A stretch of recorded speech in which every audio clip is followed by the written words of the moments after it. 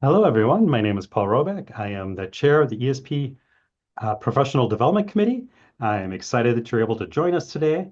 I am recovering from a respiratory infection, so I'm coughing a lot. So I won't say much today, other than to welcome you and to turn over today's webinar over to our host, Jenny. We'll talk about book clubs as a diversity, equity, and inclusion strategy. Take it away, Jenny. All right, thank you. Thank you all for joining us today. My name is Jenny Lobb, and I am a family and consumer sciences educator with Ohio State University Extension. I work in Franklin County, Ohio, which is where Columbus is located. So it's a county of over 1 million people, just to give you a little bit of context. Um, I've been with Extension for 9 years, but fun fact, I am counting down the weeks. I got 12 weeks left to go, and then I'm gonna take a break and be a stay-at-home parent. So, um, career change ahead for me. And I'll let my co-host Laura and Steve introduce themselves. Thanks, Jenny. My name is Laura Stanton. My pronouns are she and her, and I am a family and consumer sciences educator down in the southwest corner of Ohio. We're in Warren County, which is one county north of Cincinnati and one county sort of south of Dayton. So I call it the donut hole. We have two big metropolitan areas, and we kind of fit right in between those two. And I'll pass it over to Steve. Well, good morning or good afternoon, I guess, depending on where you're at in the country. My name is Steve Brady, he, him pronouns. I have, being in the same county that Laura is. Actually, we're just down the hall from each other. And won't say any more about the county itself, but we'll just say my background is not, it's a different background because my office is really messy. That's really ultimately why I have this background. Um, but I work in the area of 4-H youth development here in the county and am fastly finishing my 24th year here in Extension here in the same county. So hard to believe it's gone by that fast. So nice to be with you. So I see some of you have already introduced yourselves in the chat box. If you haven't, we would love to know where you're joining us from. It looks like we have folks from all different regions of the country, which is neat to see. And also, if there's a reason or something that brought you here today, something you're hoping to learn, we would love to know that as well. So we are going to talk about book clubs as a DEI strategy. And I'm going to start out by talking about a book club effort that I organized for Ohio State University Extension professionals. This happened during 2021. So this idea came to me mid 2020. Our offices had shut down. We were working from home. We were trying to think outside the box and do things a little bit differently to stay engaged both with our colleagues and our clientele.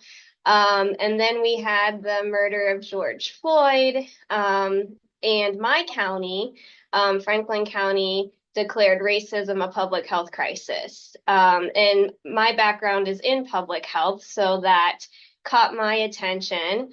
And I started to, read up on the topic a little bit. And I had this idea. I thought, I'm kind of doing my own professional development here.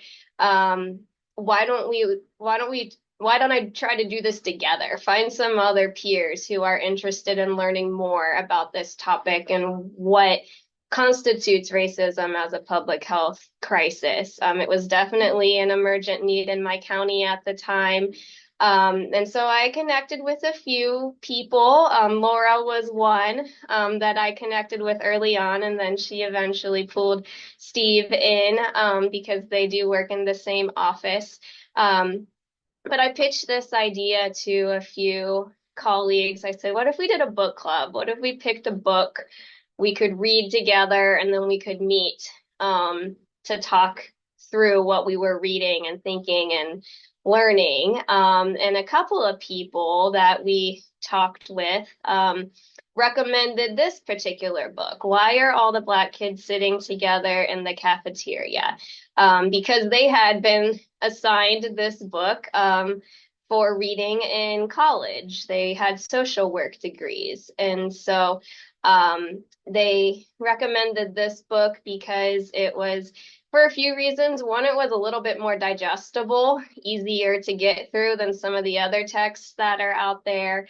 It came with a discussion guide, and that discussion guide was organized by chapter.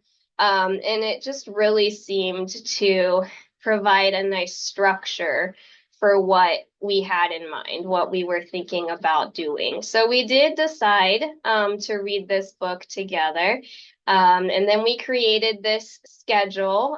There were 10 chapters in the book. There was a prologue, there was an epilogue. So we decided, well, that kind of lends itself to monthly meetings. So this was our schedule. We did choose to meet once a month throughout the year. We knew at the beginning that there would probably be some attrition along the way. People are eager to sign up to do something, but we knew that not everyone would probably stick with us throughout the whole year. So that was something we discussed early on. Did we want to just read a book and then meet once and discuss it and that be that? But ultimately, we decided to go this route.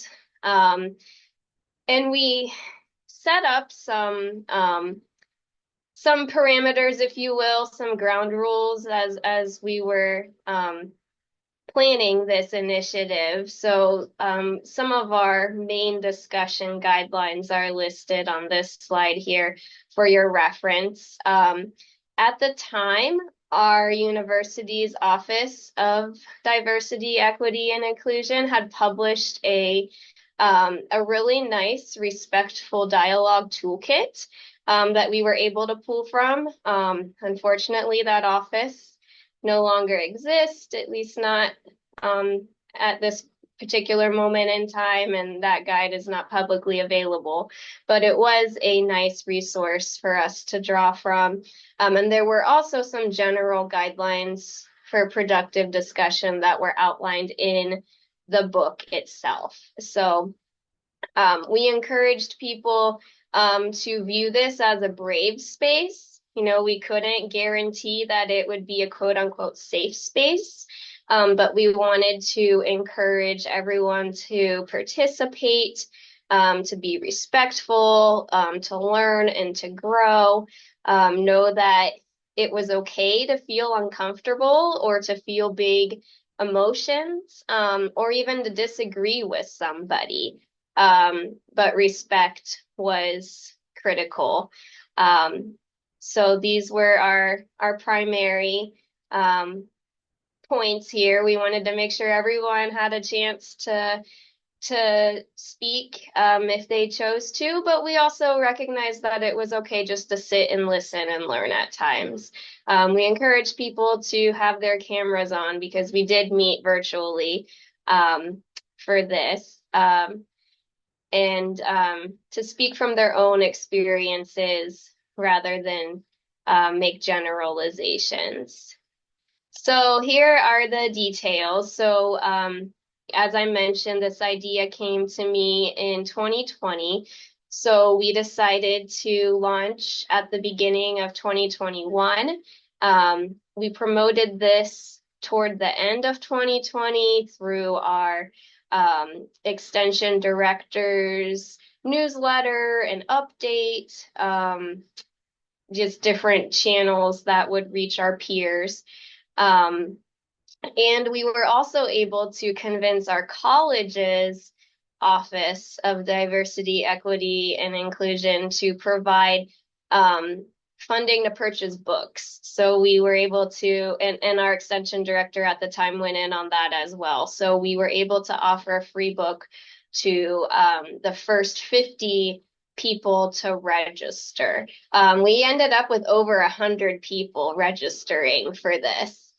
Which was pretty neat. As you'll hear, they didn't all stick with it throughout the year. But we did have pretty good participation, at least at that first meeting. So it was for our extension peers. We met once a month using Zoom. And we decided to meet on a Friday afternoon. That just happened to be, kind of the most available time for all of us facilitators that we could consistently commit to blocking on our calendars. We used the Zoom platform, as I mentioned. We did try to offer what we called both a synchronous and an asynchronous option. So the Zoom session was synchronous. We also set up a Microsoft Teams channel that was intended to be a place to continue discussion in between those meetings, or perhaps to accommodate people who weren't available to join those Zoom meetings. It really didn't have a whole lot of engagement, as I'll share in a moment. And the primary purpose was professional development to improve our racial literacy. A secondary purpose was to foster social connection. So this was during a time when we were working remotely, so it was a way to stay connected with colleagues even when we were physically distant from one another. I did want to share this Journal of Extension article that was published by one of our colleagues at Ohio State, Dr. Scott Shear. This was not published until 2023, so it was after our book club had taken place, but it was neat to see he had written this article on strategies to advance anti-racist programs, and one of them being engaging in dialogue.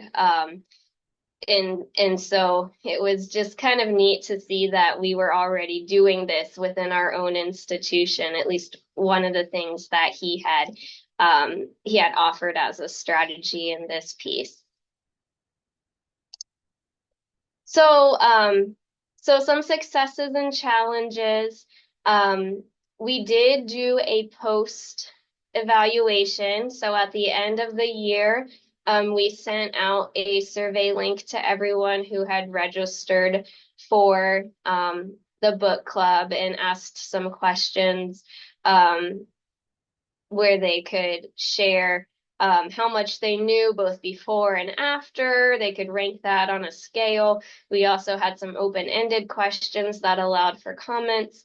And so we did see that people did learn new information, and they were able to connect with colleagues. So we felt that both of those goals, both the goal to improve racial literacy and the goal to stay socially connected, had been met through this initiative. We did have pretty significant attrition. So I mentioned there were over 100 people who registered. We had about 70 who attended that first meeting in January, and that was the most attended meeting session. Then participation numbers dwindled throughout the year. There were a couple of months toward the end of the year, I think November in particular, where we had single digit participation in those sessions. And then that Teams channel we set up to encourage people to engage in between meetings really didn't see much engagement at all. But here is a graph of those results to the answer to the question in our survey, where we asked about knowledge gained, we asked about intent to use the information learned through the book club. And so you can see here that compared to what people said they knew before participating in this book club, they felt they were much more knowledgeable in regard to DEI topics at the end of the book club. What I found most valuable from this post survey was the comments though. There were a lot of really great rich comments. There were 48 people who filled out the survey. And so you can see some of the comments here when we asked what specifically they had learned as a result of participating in the book club. Someone said they really valued how participating allowed them to see a different side of their colleagues that they didn't get to see in day-to-day work. It opened their eyes and they realized they knew less than they thought they did. And someone said, I wouldn't have heard of or read this book without this book club. And then a few more, people said that they intended to do farther reading and learning. And there were lots of comments about realizing how racism is systematic, and framing it in that public health lens that I mentioned. So that's an overview of the book club that I took the lead on organizing for our extension peers. And I'm going to turn it over to Steve and Laura now to talk about what they did in their own county. Thanks, Jenny. This is Laura, and I'm just going to do a quick overview of our county. I know we had some people join us a little bit late, so just a reminder, the county that we live in and work in is Warren County. Hold on one second. Excuse me. And so we're in the southwest corner of the state, north of Cincinnati, south of Dayton, Ohio. And just remind everybody, this is 2021, the year 2021, which probably causes some post-traumatic stress for people just thinking of that year.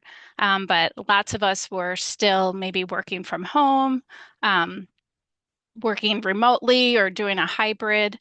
And then politically, this was right after George Floyd had been murdered, like Jenny mentioned. So most of you, I think all of you are extension educators or professionals. And one thing I'm constantly trying to do is figure out how to work smarter and not harder. So Jenny had this great idea of this book club, and we were devoting our time to reading it and facilitating these discussions on Fridays. And I knew that's what my year looked like. And then I thought, well, why only do it once when you could do it twice, and do it also at the county level? So I decided to offer it at the county level. I was fairly new to my position. I had started at the very end of 2019, so still kind of getting some traction. Put this out there as an option. And to my great surprise, 72 people registered. And then I realized I was in big trouble because there's no way I can facilitate a book club with 72 people. But I work with an awesome colleague named Steve Brady. And I was like, Steve, I'm kind of in trouble. I don't know what to do. And he jumped right in and agreed to help. So I'm going to turn it over to him and he'll tell you a little bit more about what our county book club looked like. Yeah, thanks, Laura. Yes, like I said, I'd started well before Laura had been here in 2001. So I'd been here for quite a while, had developed some pretty strong connections and relationships in the county with different people, and some of whom joined our book club, which was nice to see them in that format. But it was a really excellent time and a space to be able to do this with a group of people within our community. So on the statewide level, it's you see some of the people professionals on occasions throughout the year, but it was nice to actually be in the more local proximity with people in the county that you had worked with maybe before or were in the same school district that you were. That was nice to be able to have. So if we can advance to the next slide. We have a schedule of it's kind of listed here, and we did offer 2 open houses and started a little bit later, but the open houses were kind of a chance to get more opportunities to engage. And I think what we really found in this county level book club is that really was a primary driver for people to come and to join the book club was this idea about engaging with others, around a similar interest area. And but the book definitely was a big draw as well. But that idea of engaging with your fellow citizens and from the same community was a big one. We did have our attendance, of course, just like Jenny said, we started off fairly high. We had 47 attendees in our February meeting. We're just starting. November was our lowest, and I guess around the holidays, that's it kind of trails off a little bit, where we had 11 members. We did break out into smaller groups and facilitated that process as well, both Laura and I, and we sometimes had guest facilitators as well. But on average, I think there was around 25 participants for each one of the meetings. At the conclusion of the meetings, we did have in December, it was kind of a final book club meeting where we had people kind of celebrate and talk about and kind of evaluate and give feedback on the program and the book club itself. We did send out also evaluations for people to fill out, and those were provided some good feedback, which we'll talk about in just a few minutes. But we did offer, I think, this is kind of a picture of everybody there. And obviously, you know, Laura and I are white individuals. We did have some guest facilitators who were of color, and so we did add that in there too. But if you look at the next slide, and it'll show you kind of Warren County. Now, Warren County, that's where it's situated, right in between Dayton and Cincinnati. Kind of some very suburban in some way in some parts of the county, and very rural in other parts of the county.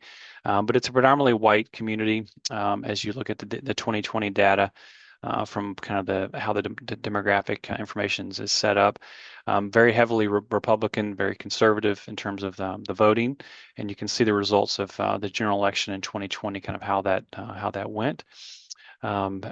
We did partner with some different agencies that were more in social justice kind of mindsets and focus areas, which I think provided a lot of good insight because they had been working in this area for long periods of time and kind of knew some of the history of Warren County and kind of how it dealt with race relations and particularly incidents that have happened in the past, which came up in discussion, which I think enlightened a lot of people about what was happening and what has happened in Warren County in the past, which brings it kind of some more context to the discussion as well. We did offer that daytime and evening time period. The daytime sometimes facilitated groups of administrative professionals from schools to join. And then the evening time kind of pulled in more people who were working and could not join during the day.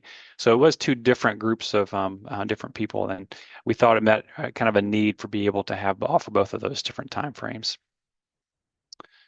Skip to the next one. So again, this is kind of our primary demographic. So female, 91%, and white, 88%, Black 4%, and tourism says 8%. So if you look at the age range, the large percentage are a little bit older in geographic or in age, which we found to be the case, and less in the younger group age cohorts. So I think it was a good mix. There may be a little bit skewed toward that 40 and older. But at the same time, we felt like we had a really good cross-section of Warren County in terms of where they were coming from, of agencies versus just a community member who was interested in the process. We had a lot of education. People from education were entered as well as participants, and in some of these social work and the kind of agencies in the county. So that's kind of a little bit about our demographics. And I will turn it over to Laura to talk about some of actually, I got one more. That's to Laura now. Yep. Thanks, Steve. One thing that was interesting that happened at our county level that was unexpected is that one of our school districts heard about the book club and sent it out to their own employees and offered it as professional development. And they themselves bought books for the staff that participated. So that was not even something we had anticipated. And when we heard about it, we asked the curriculum director, like, do you want to just have a separate book club for your staff? And he said that they had talked about it and they really wanted the staff to engage with the community and then the community engage with school staff.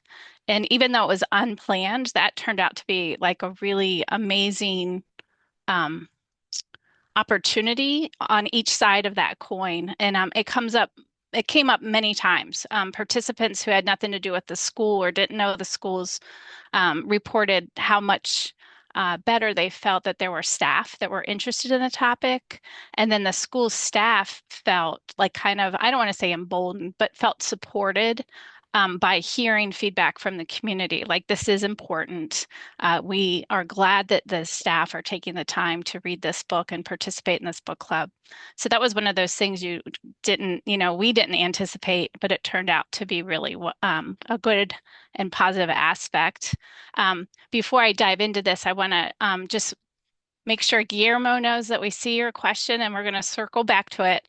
And I'm also like aware I feel like there's this huge elephant in the room that we're talking about DEI in a time when things are really murky and unclear about what diversity, equity, and inclusion looks like and how we talk about it and how we process it and all those things. So we're going to leave plenty of time towards the end to have questions and more discussion about that. But as we were working through in the county level, I'm kind of like a data geek, so I like getting evaluation and asking questions. So just after the 3-month point, I invited people to share how things were going. And this was just one of those quotes that we got back from a participant when they were asked, "What have you learned so far?" This person said, "Encouragement is my answer. Knowing there is a group of people in our community, and specifically staff members at the school, who want to become aware of and know other people's stories is very encouraging." Specifically, the author's review of the last 20 years of racial inequity was eye-opening. Those were my young adult years, but the issues mentioned were mostly oblivious to me. So this is a quick infomercial, but we love this book. I love the book that we read, but if you ever just grab it and just read the prologue, it's phenomenal. It's a wonderful summary of what's happened in our country, thinking about it from a law perspective, political, social, all of those topic. It's a really great way just to kind of get caught up, and maybe you'll read things you've never heard, or it will remind you of things that you may have forgotten. But the prologue is very, very important part of the book. Another quote someone shared, just a really quick one, is they said, "I am feeling more adequate in responding or standing up to others and not falling into that passive racism category," which is another important part of why we did this book club. Jenny, if you don't mind going to the next one. Just as far as evaluation goes, same survey that we did, and just want to show that there's a shift, right, from before the book club and how people felt their knowledge level was regarding diversity, equity, and inclusion. Definitely a shift towards having more knowledge and feeling comfortable with that knowledge.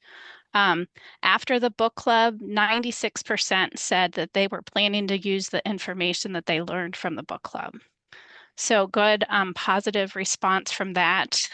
Other results, this really wonderful strengthened relationship between the participants.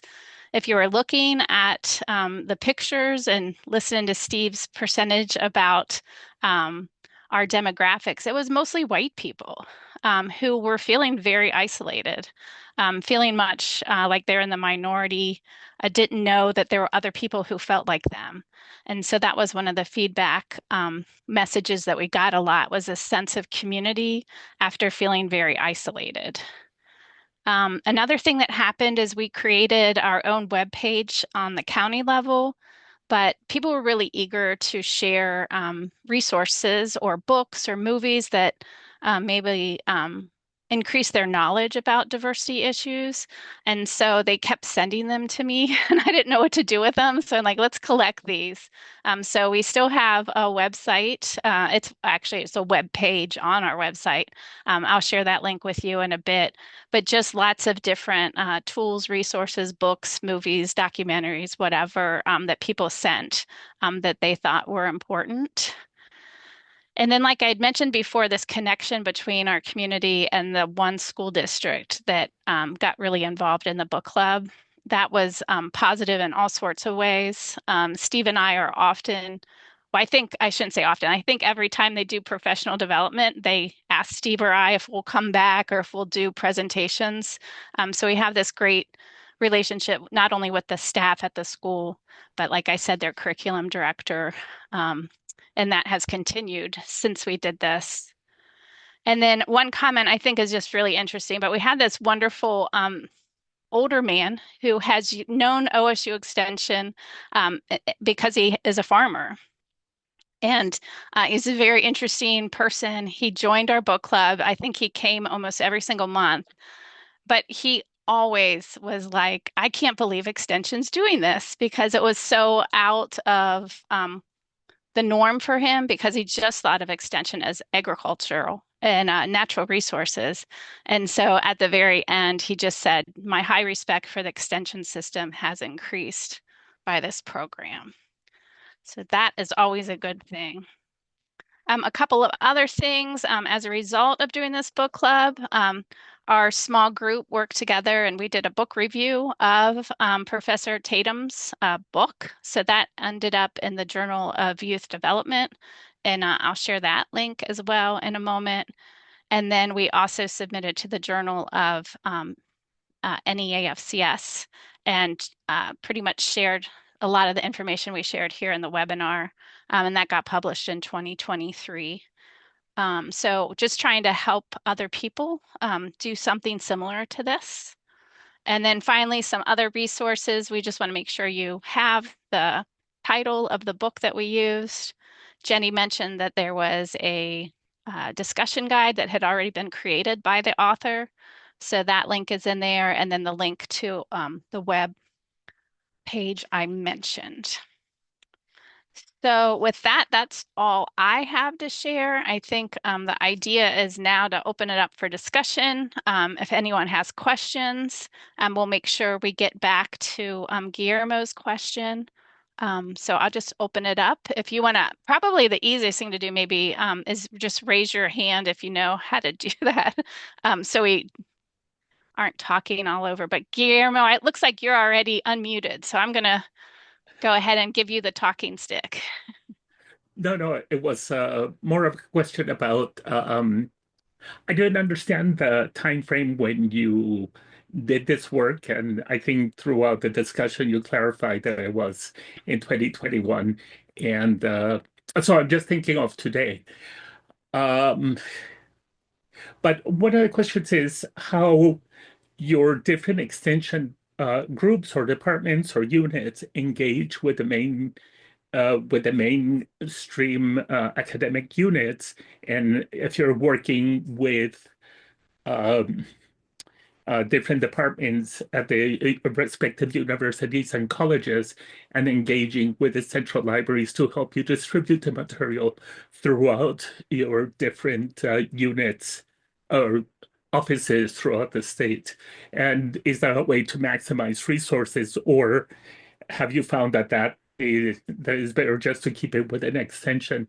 I see one of the problems of having the books collected only by extension is that it's easy to lose them in an office or get siloed by different groups because there's some fluidity in our structure that poses challenges to initiatives like this, to the continuation of initiatives like these. That was my question. Those are all good points. I might get Jenny in on this since she started it at the state level, and I'm not 100% sure what all that process looked like. Yeah, well, I love the idea of partnering with libraries. That is not something that had crossed my mind when we first got this off the ground. Outside of extension, I mentioned that we had the buy-in of our director at the time. So our director of extension helped promote this initiative and provided some funds to purchase books. Our primary partner was the DEI office within our college. So one thing that I didn't clarify when I was talking about how we structured this is that I was the organizer, but I recruited a team of facilitators, and Laura and Steve were part of that team, because we wanted to keep the discussions within small groups. So we used the Zoom platform and we used breakout rooms. So at the start of each session, we kind of gave people time to log on, and then we just split out in the breakout rooms. There was some debate at the beginning if we wanted to randomize those or if we wanted to have like fixed groups, and there are pros and cons to both, right? So if we had fixed groups, the relationships maybe would have gone a little bit deeper, meeting with the same people month after month.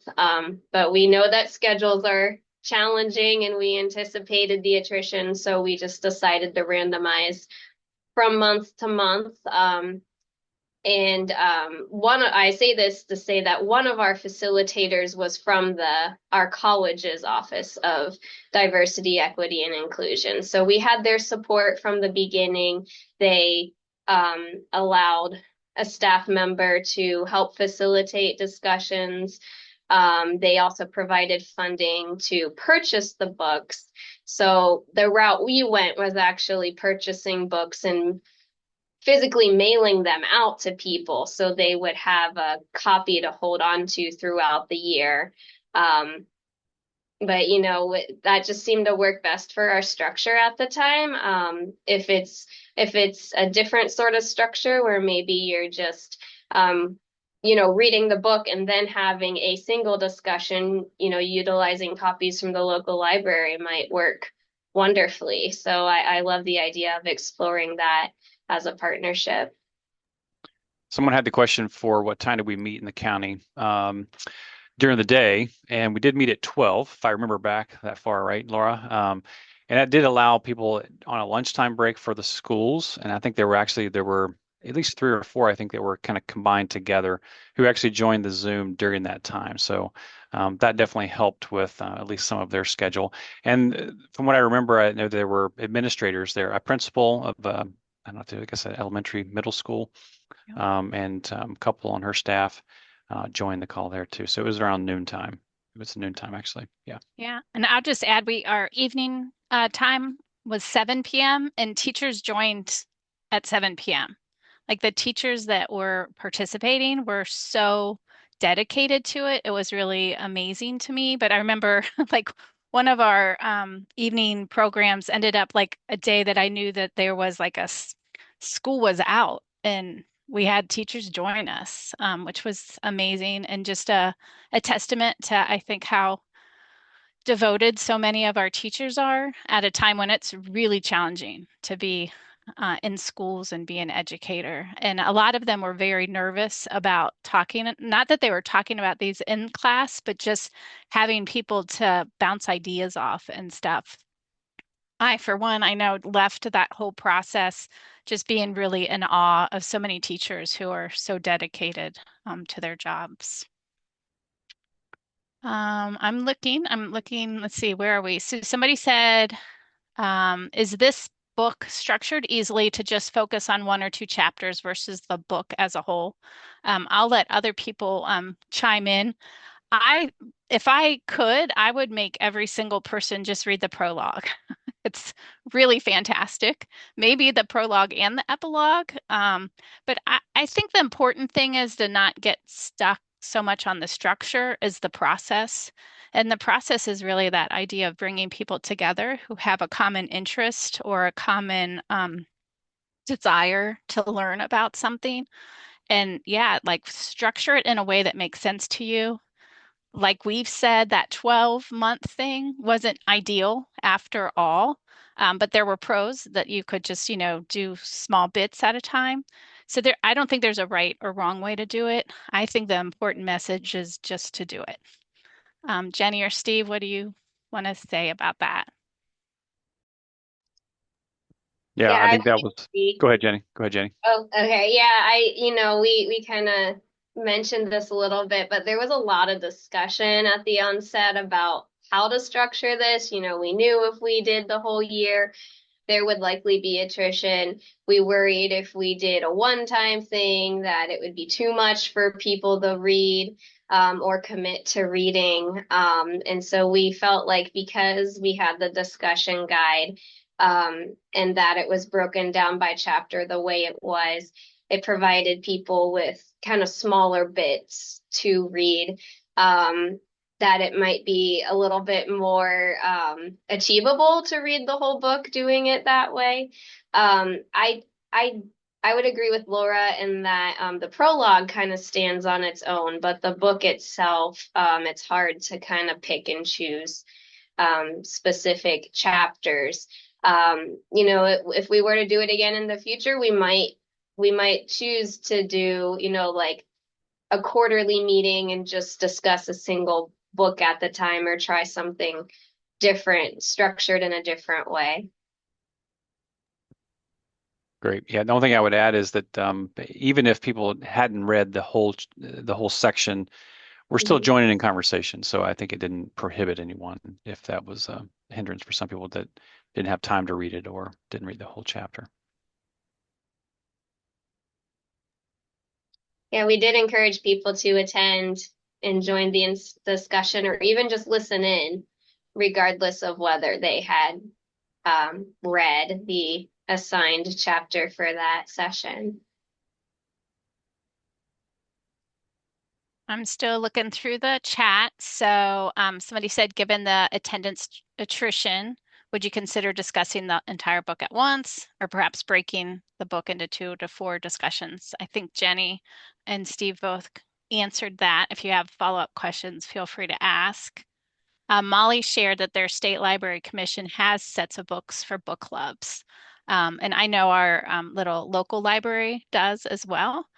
So that can be easy way to get library books into folks' hand, which is super helpful, especially like you don't want a book club to like the book's so expensive or people don't have access to it, that would be a reason somebody couldn't join. So anyway, you can eliminate barriers like that is always good. Somebody said, have you considered utilizing the same format but focusing on podcasts or other media forms? I'd say definitely yes. Also, I'm thinking it was maybe 2020, but I was offering documentaries where we would watch a documentary beforehand and then just join together to talk about the documentary that we watched. So I can remember off the top of my head, we did like Just Mercy, which is a wonderful movie. There's a book by the same title.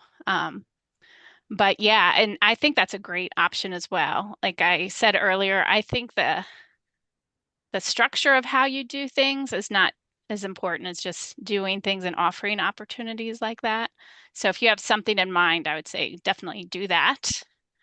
And then Noah said, have there been efforts to evaluate how these specific efforts have contributed to overall DEI efforts outside the initial run of the book club?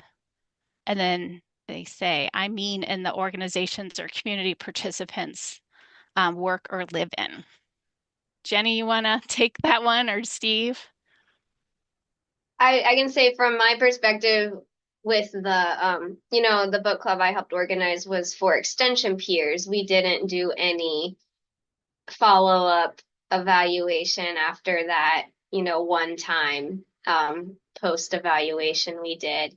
But if you have something to add for your county initiative. Yeah, I don't have other than stories like I shared of being invited to, do professional development at schools. We have not gone back to evaluate anything. As I was preparing for this, I kept thinking this would be a perfect time to do another book club. So maybe we'll try again and do something similar. But I do feel like a lot of people are feeling isolated once again. So bringing together an opportunity to talk about a book, podcast, movie, whatever that is, I think that's a great idea. I'm going to be quiet for a minute and just see if other people have questions. I see a new comment in the chat, so I'm just going to read that and see who else has questions. Feel free to unmute and share your thoughts or questions.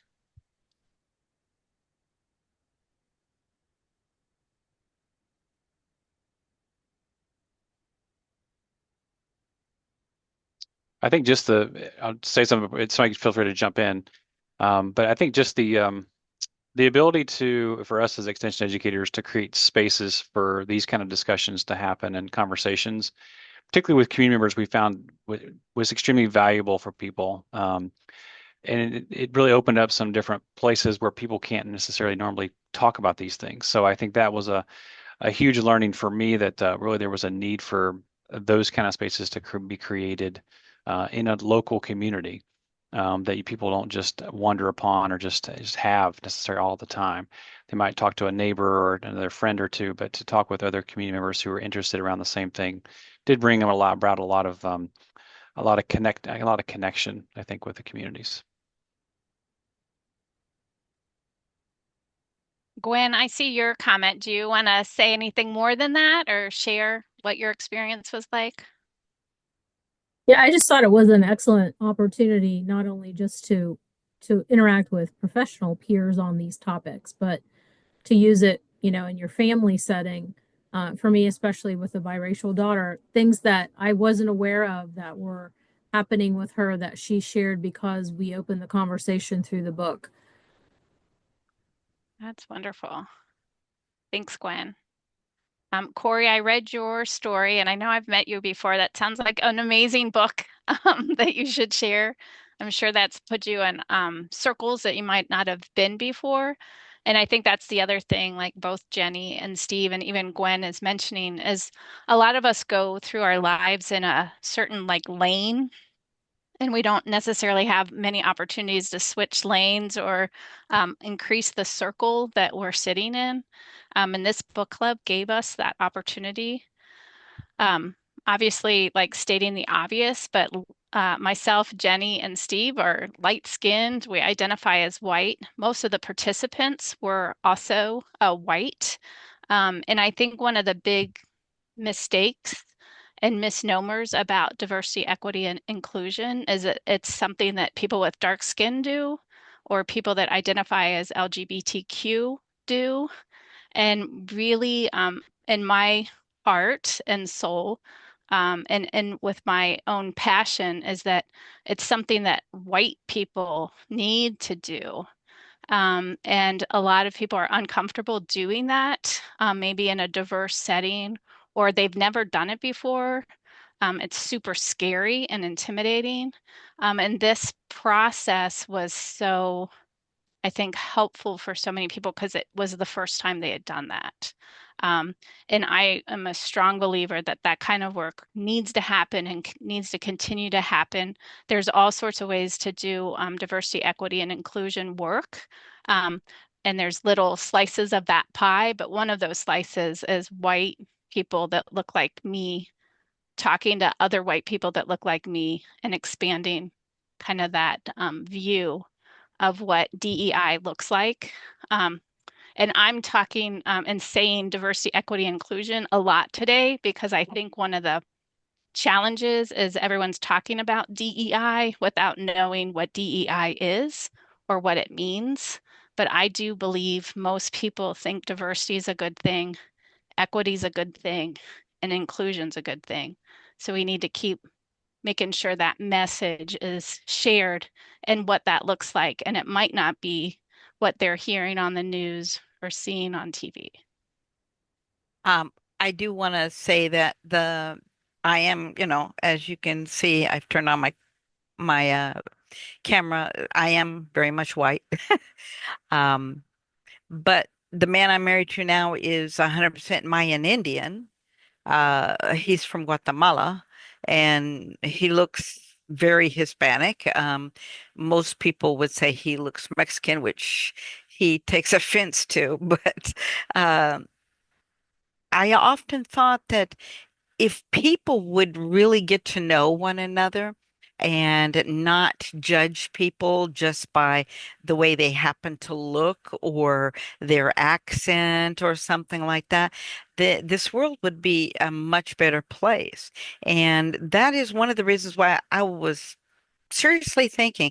In fact, I actually already started writing a book on basically my life story, because if people got to know people at the basic level, then the love should be there, in my opinion.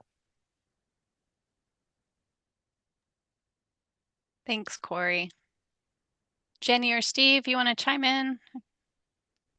I was looking at the question asked, outside of creating spaces, how can book clubs be used to galvanize action or provide skills for further communications?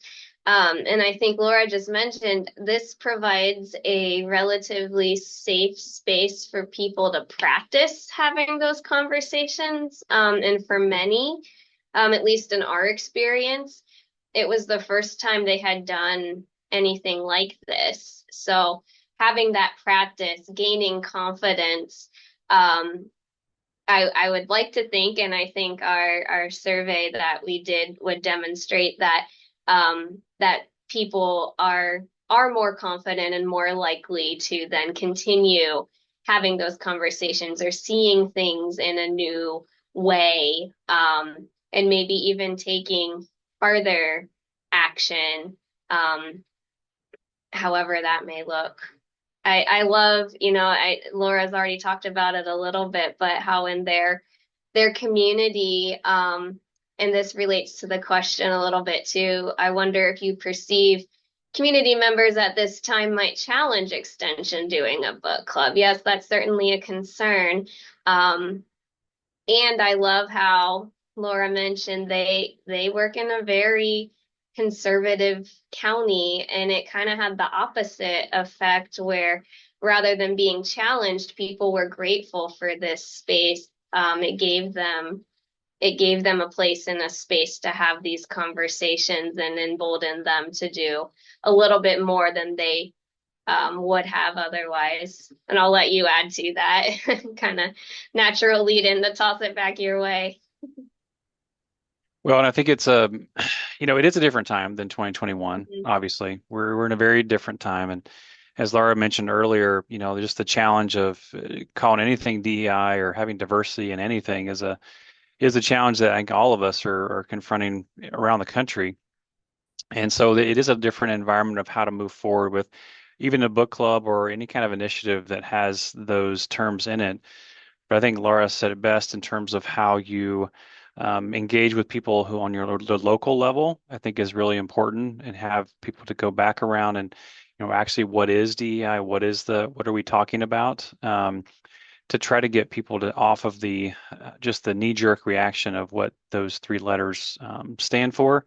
And I think really building on the relationships that we or that you have already had with people, that there's hopefully some trust there, some track record, some history to be able to move forward, to have people not be so kind of afraid of that. So I think we're kind of in a contentious time, but I think it's no time to retreat in terms of the conversations that we have, and particularly as I think about the youth that I work with, helping them to kind of frame the topic as well. And, maybe it's not going into it as a session of a DEI session, but it's more about looking at different cultures, looking at different avenues, ways that people do things that are different, and that's actually a skill moving forward for the workplace, is to be able to work with people who are different, not just physically look different, but have a different mindset with things. And the employers are going to look for people that, and maybe over others, who have that skill. So I think we keep moving forward.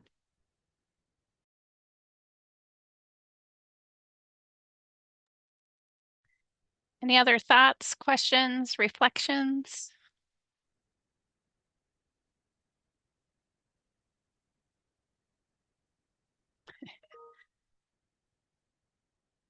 Yeah, I'm reading Kimber's, oops, it went up.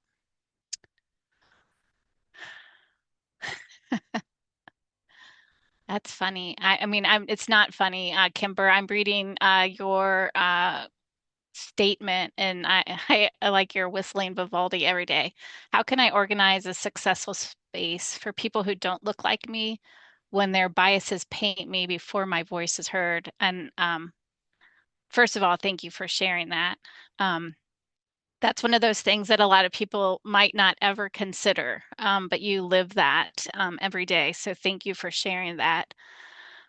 It's a great question, and obviously I'm not walking in the same shoes you walk in, but hopefully walk together. And I think that's where maybe partnerships really might be influential and help sustain that sense. I can just say for myself, when I was in undergrad, which like 1,000 years ago, but the first class about racism I took was co-taught by an African American man and a white man, and that was powerful for lots of different reasons. Um, but there's pros and cons for sure. But that was one very purposeful and deliberate decision to co-teach. So that might be one thing. I think the other thing I would just share is I think you should share that experience, that that happens to you, that people think they take that stereotype and apply it to you, and that that's a challenging thing for you to have to navigate in your professional and your personal world. That's just my two thoughts. I'd open up to any of our participants, or Jenny or Steve.